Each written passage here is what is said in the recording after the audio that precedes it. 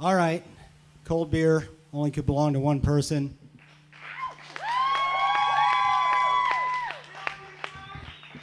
Part 3. Hang on. Let me get it ready for him.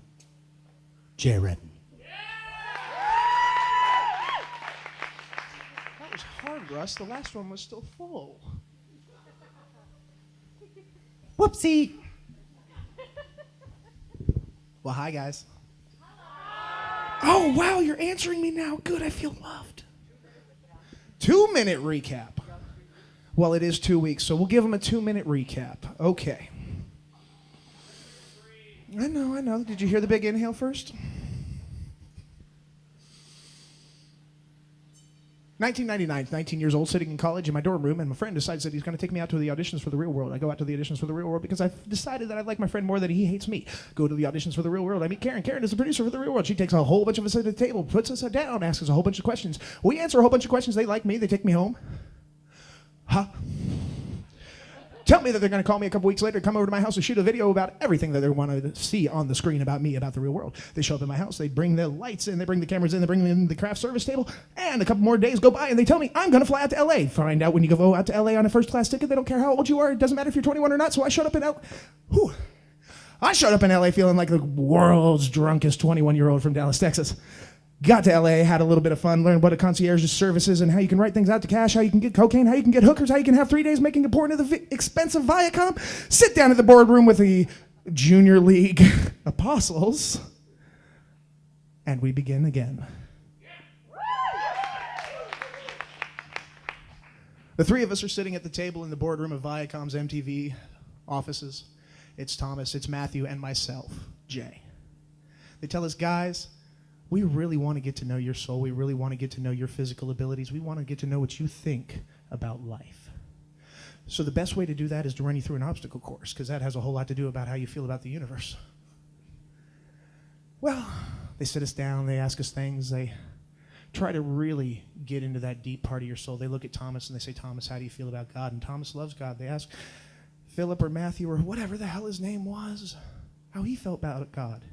And he says he loves God, and he looks at me and goes, Jay, how do you feel about God? And I said, these days I'm a little miffed. I'm stuck in LA with you folks. Well, as time goes by, you begin to learn that there is nothing that you seem to be able to do to make them dislike you.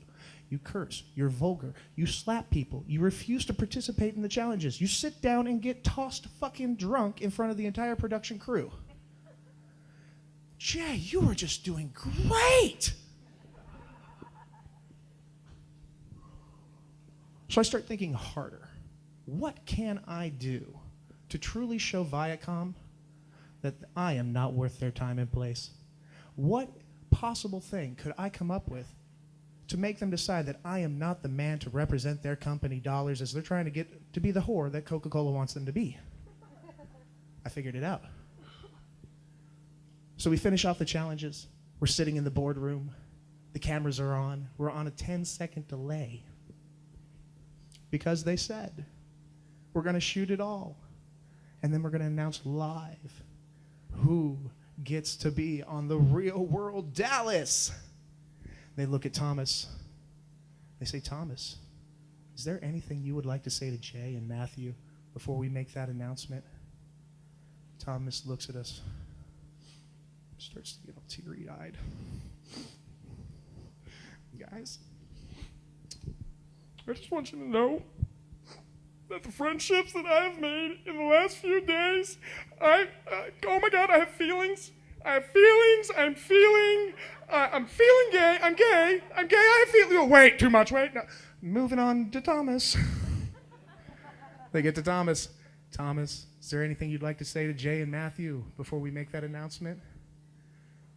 Kind of feels a little deja vu-ish. Thomas starts to tear up. Guys, I told myself I wouldn't cry. Oh, God, another one. He gets all weepy, tells us he loves us. Dude, I met you 2 days ago. I think you smell funny.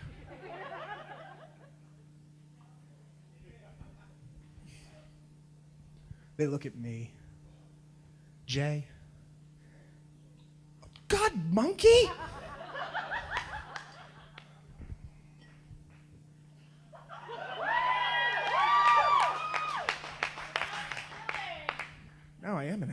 Jesus Christ.